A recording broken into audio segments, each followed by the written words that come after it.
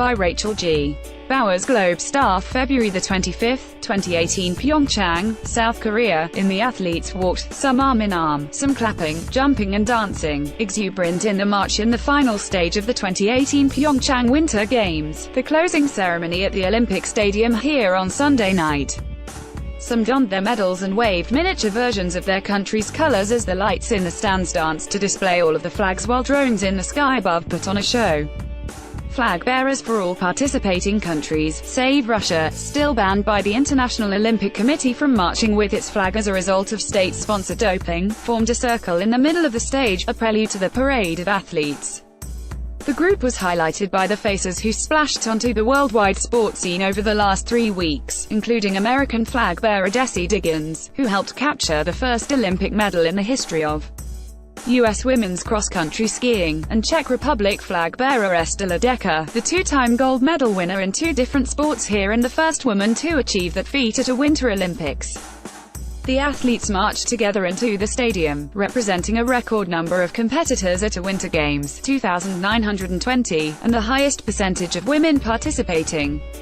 Speed skater Sung-Hoon Lee, who won a gold and silver at his 3rd Olympics, was the flag bearer for the host country, while, notably, the unified flag for Korea, under which the North and South Korean athletes walked together in the opening ceremony, was carried on Sunday by a Games volunteer. The closing ceremony, titled "The Next Wave," was an eye-popping and delightful display of music, choreography and lights and fireworks, including an explosive bass-thumping and crowd-pleasing performance by K-pop star CL that stole show. With the President of South Korea, Moon Jae-in, and the First Daughter of the United States, Ivanka Trump, among those in the audience, the ceremony bookended an Olympiad that was pegged as "passion, connected," a fitting and concise description of a Games that seamlessly wove together competition clusters across a mountainous and breathtaking region with unmatched hospitality. "Thank you for sharing it with all of us," IOC President Thomas Bach said to the host country that opened its doors to the world for these 3 weeks. "Thank you for your competitive spirit."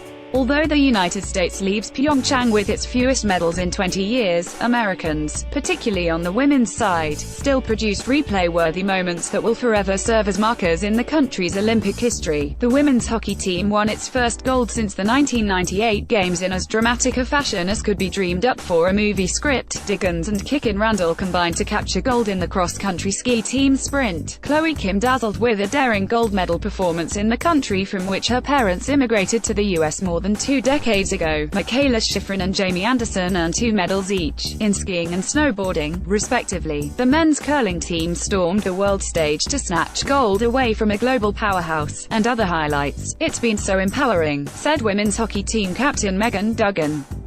"I'm so proud to be a woman in this society and climate these days. I think this has been a fantastic Games for Team USA, certainly been a fantastic Games for women. As always, I'm really proud to be a woman, be a female and represent our team and our country." But, as with the end of any Olympiad, myriad questions remain as the focus moves toward the next quadrennial. Will these Games, touting peace and a unified Korea in the opening ceremony, parlay into genuine and substantive diplomatic talks between South and North Korea and the relevant global players in the efforts for actual stability? Will the IOC satisfactorily get a handle on Russia's doping?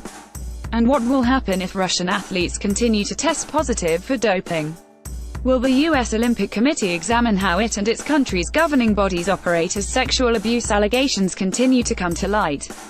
And from a pure sports perspective, how will the USOC and those governing bodies respond to a low medal count?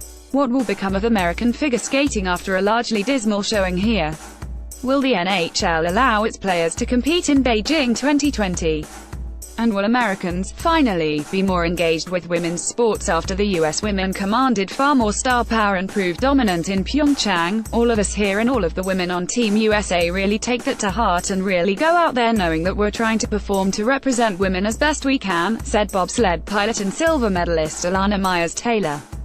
Hopefully, the little girls will look up to us and say they can achieve anything. On Sunday night, as the Olympic flame in the cauldron at Pyeongchang Olympic Stadium was extinguished, Beijing 2022, host of the next Winter Games, made its way into the spotlight with a splashy light show.